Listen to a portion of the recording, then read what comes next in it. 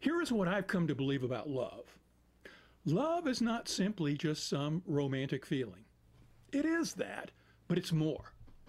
Love is a spiritually embedded force that's in everything. This force calls us to love ourselves and take care of ourselves, whether we're a molecule, a cell, a plant, an animal, or a human. And this force also calls us to connect with others and to care for them. Love is an evolutionary force that calls us to express our personal agency as an individual in this universe.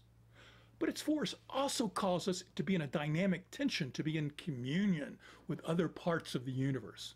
This tension allows us to maintain our unique individuality while transcending and including that individuality into something greater and more whole. What we experience as the human feeling of love is truly wonderful and worth singing songs about.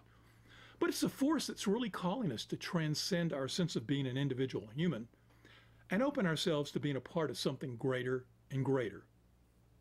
Ultimately, love is a God-embedded force in us that's serving us to evolve back to our unity with the divine.